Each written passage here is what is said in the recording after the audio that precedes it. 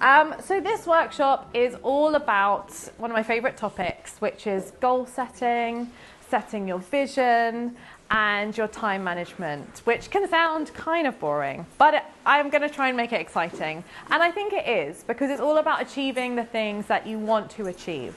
And I love goal setting. I do it a lot at the beginning of the year. So January is always a very good time, and then I like to try and reevaluate kind of halfway through the year, and then towards the end of the year I kind of like to see how it's gone and move forwards. But I think it's a really good way to gain perspective on your business. It's a really good way to feel some sort of sense of you're in charge and you're in control of your business. And we were talking about it in some of the workshops earlier, how important it is to have a plan, to follow it through, and then to learn from it so that we can then adjust, so that as business owners we gain in confidence, and also we gain in perspective, because we can generally say what works for jewelry businesses, but each business is different. So there may be certain things that you find for your own that you're like, oh my goodness, this works really well for me. And you're only going to know that by sort of looking at it, evaluating it, and coming back to it. So there is a tool that I like to use, and you may have done it with me before if you've done training with me, but I like to do it every year, and we're going to have a go at doing it together today. It is called the Vision Triangle, and it is a triangle, and it starts with the vision at the top.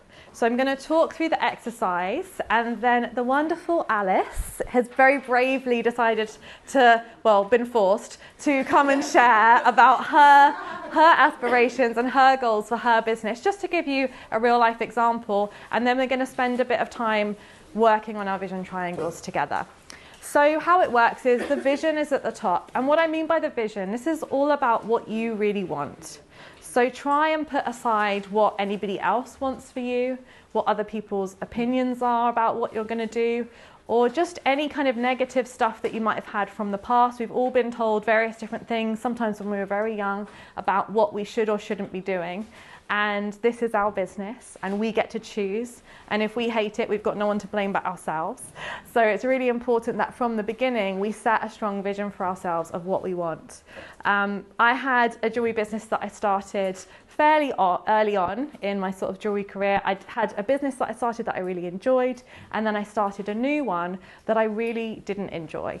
And it was successful. It was a fingerprint jewelry business, and for anyone who does that kind of work, it's great work. It was a lovely business, but for me, what I got to the stage where I was making around 50 orders a day, and they were the same thing. And I did that for about 6 months until I was like, I was waking up with that feeling of dread in the morning, of like, oh my goodness, I have to do this. And I thought, but I started a jewelry business because I love jewelry and I want to do something creative and I want to love what I do. So whilst it was making money for me, and in some ways I had reached my vision, because my vision was to make money from jewelry, I was kind of miserable at my job. So that really helped me to realize that it's not just about jewelry and making money. There's other things in there that were important to me. I wanted to have versatility in what I did, to be able to do different things. I wanted to be creative. I didn't want to make the same thing over and over again. And there was various other things that kind of came out of that as well. So I want you to have a think in terms of your vision. What is it that you want from this business? And you can start writing it down now if you like. You've got the vision triangle in the back of your workbook, so you can do some notes while we're going through, but I'll talk about it a little bit more, and Alice will come and talk about it in just a moment as well. So we start at the top with the vision, and it doesn't have to be super specific. That's quite a nice thing about vision. It's not goals. We're going to come down into goals, but we start with an overarching vision. What is it that you want from this? What kind of jewelry do you want to make? Who do you want your customers to be? Are there any specific shops or shows that you want to take part in? And you can't get this wrong, so it's yours. So if it's something that you want, even if everyone else thinks it's ridiculous, and I think sometimes we just think other people will think it's ridiculous, but go for it anyway, because it's much better to go after what you actually want than sort of play it safe and then create a business that isn't really what you wanted in the first place. And I know a lot of jewelers will start and they'll just make and sell little things, but they say, well, I wish I was making this kind of work. I wish I could do this kind of stuff. And I say, well, do it. Because it's not until you do it that it's going to happen. You don't necessarily have to start somewhere and then build up to doing what you want. You can just start doing what you want. Start there and skip the other bit. So that's the vision. After the vision, we move down into your goals. So I recommend picking 3 goals. One that's financial. So this is all about building a profitable jewellery business. So what I normally say is in a year's time, so if you've got 12 months from now, how much income would you like to have in your business in that time? And nobody else has to see this. This is just for you, because it's quite a personal thing. So I'd rather that you write what you really want than do it for somebody else. So that's one of them. And then you've got 2 other goals. So they can be whatever you want, but they should come from the vision. So based on what you've said your vision is, what are the goals? Is it to get into a specific shop? Is it to sell to a specific customer? Is it to create a specific type of collection? Is it to have a certain number of followers here, there, or wherever? Is it to post reels every week? Who knows? So write down those 3 goals in there. And then after that, from the goals, action plans. Just double checking. So your action plan is how you will achieve those goals. So it gets bigger because you need to write more as you go down. And when I do this, and I recommend kind of brainstorming while you're here in the workshop today, but when I do it, I have a very big sheet of paper so that I can write it all down. So I'll have vision, 1, 2, 3 goals, and then under each of the goals, what are between 5 and 10 actions that I would need to take to reach that goal? So if I wanted to get into a specific shop, well, I need to visit that shop. I need to probably speak to someone in that shop. I might need to do some research. I might need to finish my collection and create a line sheet for that. I might need to check that the pricing is aligned as well. And then I might need to get them to place an order and have some terms of trade and various bits of paperwork ready for that. So you're starting to break down the actionable steps that are going to lead to that goal. And remember, it's all stemming from the vision. So it's all about what you want, not about just fulfilling various tasks that someone told you to do. And then after that, so we have our kind of action plans in each section. Then we look at our daily and weekly routine. So this is where it's really good to, when you get home, if you go into it in more detail, get your diary out and say, okay, so when am I doing these 5 to 10 things? What days, what times? And remember what I said earlier in some of the workshops for those of you guys who are here, give yourself time to get it wrong. So if you say you're going to visit the shop, well, hopefully you won't get that one wrong. That should be okay. But certainly things like photography or pricing, you might say, I'll spend this morning doing the pricing, but then you might need a couple of mornings and you might need to come back to it a few weeks later. So give yourself plenty of time to do everything. Set yourself up for success in that way. We get very demotivated by goals if they're too much for us to achieve in that time. Because it's a bit like if you ever see small children trying to do things and they're doing something that is just impossible for them to do, they get very frustrated. Whereas if you give them tiny little steps to take to move forwards, they get really excited, like they did that, they managed that thing. And we're kind of the same. If you give yourself little tiny steps that you can achieve, you're going to get more and more motivated, you're going to enjoy doing your work, and you're just being a nice boss to yourself, really. So that is the kind of bottom section of the triangle. And I encourage you in this bit to also think about how you're going to look after yourself, because the most important part of your business is you. And you may be doing this business for a long time. And so you don't want to overschedule. You want to have time in there to do the things that you enjoy. Probably part of your vision is not working that many hours every day. I know it's part of mine. I don't want to be working 12 hours a day or even 8. Not every day. Some days it's fine. So, don't be afraid as well, if that's part of your vision, to put that in there. If it's your vision to, if you've got children, you want to pick them up from school and you want to drop them off, and if you want an hour to yourself in that time as well, that's fine. So there's no judgment on your vision. But if you don't choose it, then you'll just end up being run by the business. You won't be running it. So that's what this is kind of all about. So I would love Alice to come up and join me and give her a big round. Woo! Because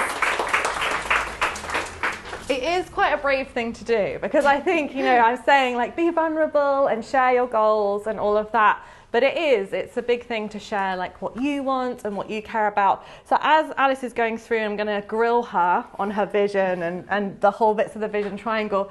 Have your workbooks open and take some notes down, and if anything she says sparks you to think of, actually I want this or I want that, then feel free to jot at the same time. It'll also make us less nervous, so, you know.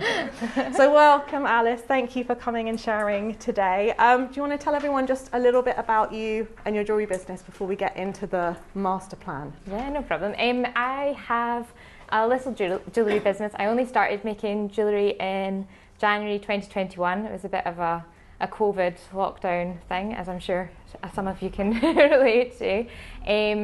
I have a sea glass jewellery business in Stornoway in the Outer Hebrides in Scotland, so quite far away.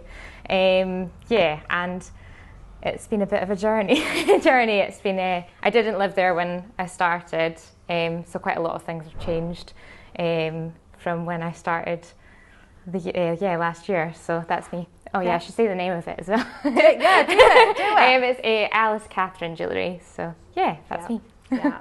And you might have heard Alice on the podcast and everything. She did an interview with us. So let's talk about your vision triangle and just work through it, because it might help other people to understand what theirs might be like. And we did it retrospectively. So Alice has already achieved many of these visions. So we're working backwards. That's how we do it. We're all going to achieve them. But we'll pretend that it's kind of happening, but we know that it's kind of already happened. So starting at the top with your vision, what things did you care about most when you were thinking about what you wanted from your jewellery business? So when I started making jewellery, I was furloughed, and I was really dreading going back to work. I had a full-time marketing job, which I had enjoyed and hadn't enjoyed, but the thought of going back to like the 9 to 5 was just not for me. So I think one of the big things was really having that flexibility, like you'd said, and being able to spend more time with friends. Or a lot of my friends worked in hospitality and things, and there's that whole thing of you're free then. And I wanted to have my own business to be able to be able to say, well, I can make myself free then, and spend more time doing hobbies and things as well. So that was kind of like the big thing. And I wasn't very creative before I started making jewellery, so I really loved that. And it was quite exciting to think that I could, have a job that was a little bit more creative. Yeah, absolutely. Yeah, and you had some really nice core values, I think, that when we were having a chat about this. Do you want to share what they are, if you remember them? So, I do. So the first was like honesty. Like I think that that was really important to me, because I wasn't like super confident maybe in my jewellery making to begin with, because I was a beginner, but I couldn't afford to do it without selling some jewellery. So and the other thing was quality. So they kind of go hand in hand in the fact that I like to just sell pieces that I'm really happy with. If I'm talking to a customer about a commission, I will be like honest about, well, I can do this for you, but somebody else would be able to do it this way if that's what you want. The quality part is there, that everything that I put out, I know that is the best to my ability at the moment, but I have only been making for just over a year, so it's not going to be the best of the best. And it's good enough, and it's good enough for your customers. And I think that's really important, because we can be so critical of our own work, but actually, and I say this a lot, like I started selling jewellery, I think like about 4 or 5 weeks after my first jewellery class, because I just wanted to make it and put it out there, and it was good quality, but it wasn't very challenging for me to make. So I think what you've touched on something really nice there, which is if you feel confident in it and you feel like it's the quality, nobody wants to sell anything that they think they're nervous about whether or not it's got the quality there. But I think it's great that you've just kind of gone for it with your business. So that's awesome. So what are your goals longer term? What are the things that you wanted to achieve when you did this exercise? So when I first started selling, I was selling on Etsy. So like the first of my goals was to have my own website. That was like a big thing that was important to me. I wanted to make enough income to support myself maybe 2 or 3 days a week. So for me, that was to make about, I was thinking about £10,000. Whether when you were talking about gross profit or like how much hourly rate or whatever that was, not really sure which one it was, but it was just knowing that I had enough money to support myself and take that time to do my business. And then the ultimate goal was to open my own studio or shop space, which felt like a million miles away at the time. Yeah. Which Alice has done. Awesome. Woo! yes. Pretty big thing to do. So awesome. So you have your core values in there. You have some goals that you set yourself. I love as well that the vision was all about your work-life balance. So it wasn't necessarily about how many pieces you sell or exactly what you sell, but it was about things that are really important to you. And I think that's the key with your vision. It needs to feel important to you. And it doesn't always have to be like super interesting or crazy or like taking over the world, but it needs to be, I guess, answer the question that if you had this, would you feel happy and satisfied? And that's the question we kind of all want to answer with our jobs. We want to be fulfilled. We might not be happy every day, but a general sort of satisfaction and fulfillment. So that's a great vision. So what about your goals? Where did you want to sell your work when you sort of did your vision triangle? So my website was like the first place that was like quite important to me. But I've not done any markets at all. And I don't know why. It seemed a bit scary to go to markets. I don't know why. But just having the opportunity to talk to people in person, like in my own studio, has been great. So that's really good. I tried out selling in a couple of shops and things, and maybe that would have been like one of my big goals back at that point. But it just didn't work for me. So I think that's my I like to be able to, like, as much as I do a lot on Instagram and my website, it is obviously great to get a sale through my website. I think that the in-person sale in my shop is always the best. Yeah, and there's a great feeling about having your own shop, people coming in for you and seeing your work. So that was kind of one of your goals, wasn't it? And you've talked about your income goal, £10,000 a year, which I think is great. So you've worked out how much you need to be able to support yourself to work certain days a week. It's a really good way to kind of work backwards. We want that as your net profit, but we'll figure that out later. And that's the thing as well, I think, about our goals. Like, it is good to make them specific, but for me, and everyone's different, they don't need to be too specific. As long as I can move in that direction, because we can't control what's going to happen, in the future. None of us can control really very much, which is the truth that we come to see. But we can move in a certain direction and we can get closer to where we want to be. And I think if we have no goals, then we're very directionless. But at the same time, if we kind of overdo it with the goals, for me, that can feel too much as well, because I feel restricted. So it's getting that balance in between. And as you go through this exercise, you might find what works best for you. Some people are meticulous, some jewelers are meticulous and need very specific goals. And some people are a little bit more, need a bit more room. So I think learning about yourself, learning about what you need, what motivates and inspires you within this is really important as well. Was there any things that you wished you could make? Was that part of your goals or visions or your making skills? There's still loads of things I wish that I could make. I really wanted to be able to make engagement rings. I really like the thought of making something so special for someone, and wedding bands as well. So that's kind of the big one. But obviously there's so many different ways of doing that, and because it is predominantly sea glass that I use, it is a different style. So it is, but that seemed like completely crazy when I started. Yeah. And have you made an engagement ring I have yet? made a couple of engagement rings. So smashed it's good. Smashed all the targets. We're gonna have to do another one of these for the new things. Oh, that's scary. It is scary. It is quite. And I say to people when we're doing this, like, sometimes afterwards you need to plan some time to just recover, because it is a lot, because you're kind of committing to something. And I guess part of you is saying, but what if I can't? Or what if I don't manage that? And depending on how you treat yourself, some of us are quite cruel to ourselves without meaning to be. You know, if I don't get this, I'll be berated by myself.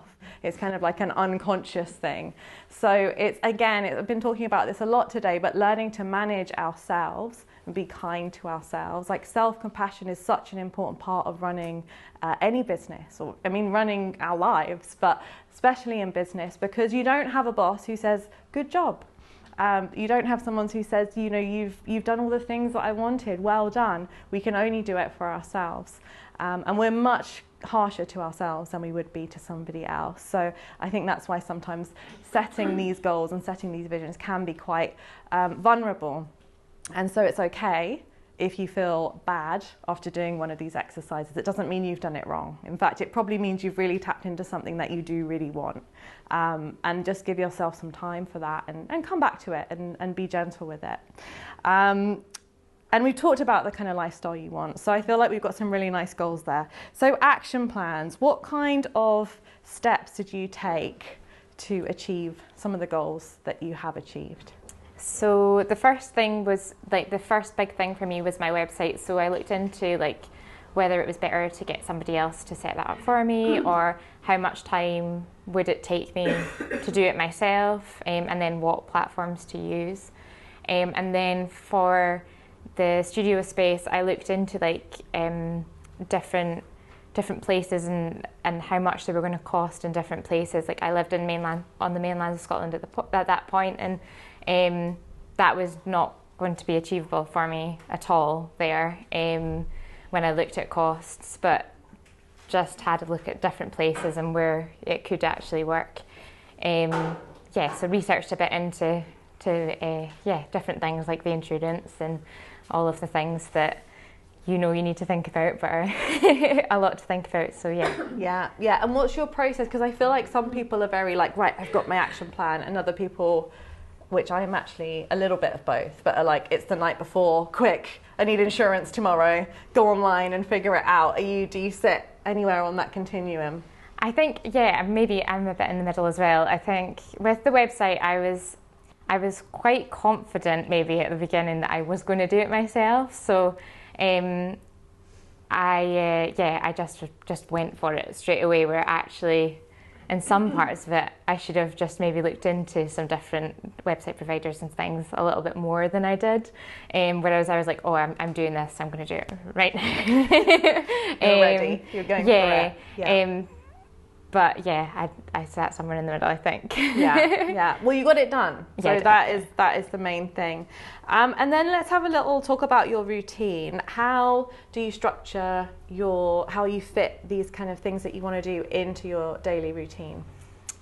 So with setting up the website, I gave myself 2 months to get it done, start to finish, which I think at the beginning sounded like a really short time, but actually once I got the basics done, it was okay. So I think it was about 2 hours, 2 days a week, but then as you said, everything takes a little bit longer, because once you get into it, you end up spending more time, and then it actually got done a little bit quicker. And then for looking at the shop and studio space and things, that was harder to structure time, because it was kind of waiting for the right opportunity to come up.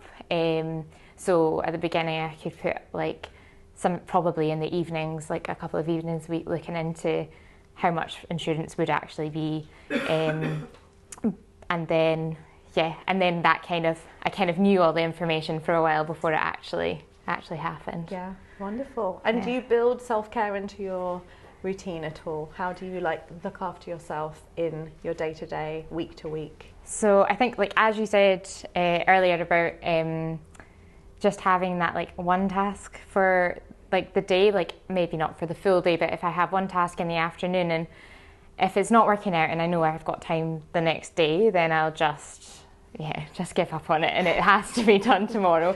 And also, as I said before, about having time to shuffle around to make sure that I can meet friends and stuff, but really sticking with that. So even if I'm really tired, or I know that I've got something to get done, then I still go and meet my friends, or I go to a running group on a Tuesday night at 6 o'clock. So even if I'm in the middle of something and I'm doing it, I know that I'm going to feel better for going out for that hour and going to the group.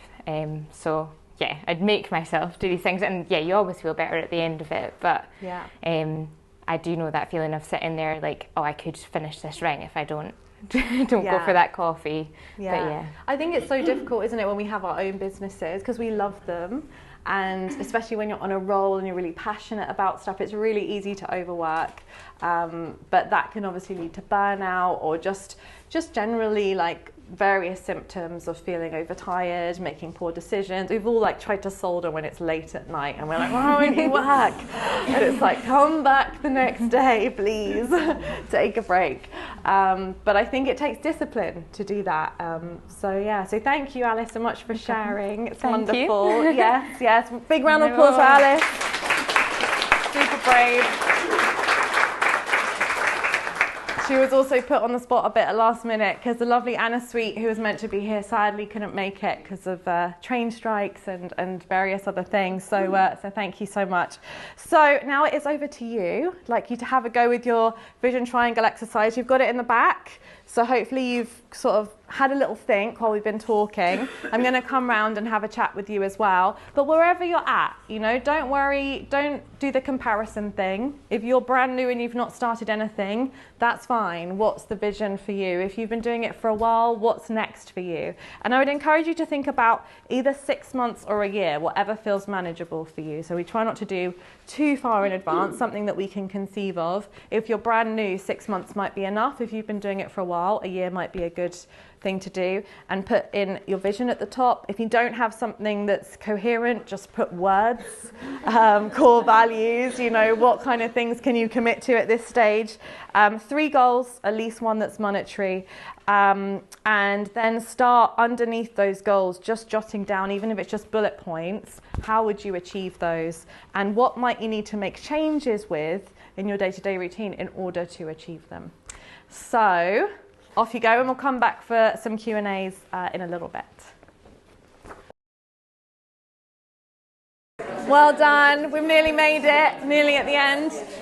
Some really interesting discussions actually. So yeah, we're just going to have a little Q&A, or if there's anything that came up that you want to share with the group that might be helpful. How did you get on with your vision triangles, and just, any thoughts, any ideas, any questions? Yes. I've been trying to get onto craft fairs, and I'm really struggling to get accepted.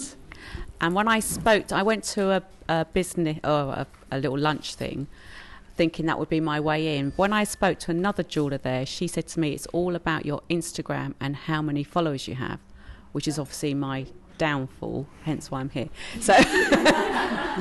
So is that really the way, just to persevere and keep? I mean, I have done a couple and they've been amazing, but it's even just trying to get in them, because they keep saying, oh, we have so many jewellers. And so is it about perseverance? Yes, good question, good question. Well, I think it is a struggle for jewellers to get into craft fairs, because there are more of us than some of the more niche kind of skills and crafts. So there's definitely a persistence thing. I remember one craft fair that I got into, and it took me 3 years. So I applied every year, and I did eventually get there. I mean, I find it's about relationship building. So I got to know the person who was organising it and involved. You can't always do that, but specifically for local ones, like this particular person, she ran like the local magazine, and she ran local craft fairs, and she did some events. So I came along to her events, got chatting to her and kind of built a relationship. It's a business to business relationship. So that is one way in. Of course, if you have loads of followers on Instagram, that's great. I don't think that's the only way. What they want to see is that you have something to offer them, I suppose. So whether it's unique jewellery, or you're going to bring people to the show, or that you just are really passionate and involved. So it's a bit like applying for a job or applying to anything. There's not just one way to do it. It doesn't mean, if you're not an Instagrammer, I don't believe that's the only way you can get into a craft fair. So I was bring it from the perspective of, how can I get to know this person a bit more? And even, commenting on their stuff, kind of, sending them messages every now and then, just warming up that kind of relationship. It doesn't always work, but it can certainly help if they recognize you in some way, if you're seen somewhere. That can really help them to think, oh, I've seen this person around, and she seems like she's here to stay, and she's serious, and that will definitely help over and above everything else. I think the other thing that's really important for craft fairs, a lot of them, is your photography.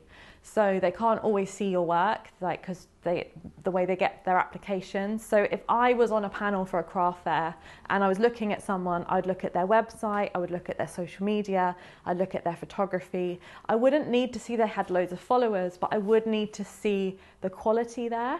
I'd need to see a portfolio. So I think photography for me is going to be more important than number of followers. It depends on the show. Like, there may be some that's a criteria, but I've not heard of that being a specific criteria before, because sometimes they're looking to find undiscovered talent. So actually want people that no one knows about, and they've found this amazing new jeweler. So I wouldn't worry too much about that. But I just think just keep doing the things you love doing, build up your collection, developing a kind of signature style, taking pictures. It's all in the book, don't worry. You'll be guided through it. It's a lot, we know. But yeah, I think all of those things come together. And also, if you're really struggling, start smaller. Start with like a local school fair.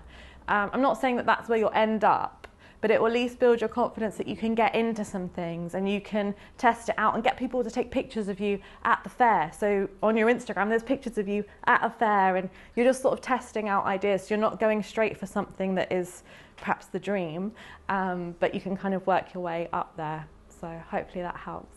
Thank you. Alrighty, any other questions? Yes. So we were having a good little brainstorm about this, but I sort of have 3 completely different concepts that I really want to work on, and it's really challenging to pick which one to start with first, because obviously if you try to do too much in one go, then you end up getting overwhelmed and then nothing happens. And it's sort of how can you figure out where's the best place to start, because I have 3 concepts, 3 different styles, but which one's the right one to start with? Obviously it could be either or, but how can you make that decision to go, okay, I'm going to go with this one first, and we're going to work on this concept first and help it grow? Do you have one that you like the most? Yes. Do that yes and easy. yes and no, though, because I have this one that I love, but it's really time consuming and it requires a lot of investment. But so in order to get that investment, I have this other one which I really enjoy doing. It's much easier to do and can help with that cash flow injection. And then it kind of came across it through kind of doing research. I saw a lot of other ideas that were out there on the market that were really, really popular, and I kind of clicked with this concept that I thought, oh, this could actually be a really cool kind of bespoke, way of bringing this to the market, and I know that there's a big demand for it. So then I've got these 3 kind of ideas that I love. So obviously the original one is the one I love the most because it's the one I've spent the most time on, but as I've kind of continued to work, I've kind of built these other ideas. So I think, yeah, you're right, I should probably start with that original one, but it's just finding that cash flow injection kind of situation. So that's why I'm trying to find the middle ground between, do I work on that smaller one to help me with that bigger project? Yeah. Well, I think if you can, always just go for the thing that you want, because the problem is we can sometimes get into this idea of I'll do this to help me do that, but we get so distracted with that actually we don't ever end up doing that, and then we get stuck in this. So for me, when I started my business, I knew that I wanted to grow my jewellery business, but I needed income. So I did nannying, which is something completely different, because it didn't distract me. I didn't have to think about it. I wasn't starting a business to help fuel my business. I was doing something I could easily do, fairly easily, I mean, and that I could easily let go of when it was time for me to do the thing. So I think if you need money, do something easy to get money. Don't start a jewellery business to get money, because that's going to take a few years to get money to get the other jewellery business. So I would, if I were you, pick a way of making money that's simple, that doesn't require a lot of thought. It may not be a lot of money, but just enough, and something that's easy for you to do. You might not enjoy it forever, just to give you the income. But yeah, starting a business, you just want to put everything into it. And it sounds like you already know what you want to do. So do that, find a way to make a bit of money so you can do it, and let the other stuff go, is what I would do. Yeah. Any other questions? Oh, yes, go for it. Oh, it's the mic check. So I've been designing for a while now, and I have I have my style and my customer, and it is like a very minimalistic, cool, clean lines, and very sharp. And so I did that for many years, and as a person I've grown out of that now. And I find myself liking more traditional things and more things with curves, and very different, and I would say totally opposite of what I've been doing for now.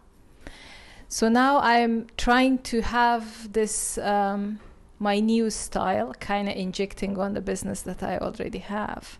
And my customers are probably confused. I don't understand. They just do not like what I like at the moment. So I'm finding it very difficult because creatively I want to do something different. But over the years I've built up this business, and it is doing well with what I have been doing.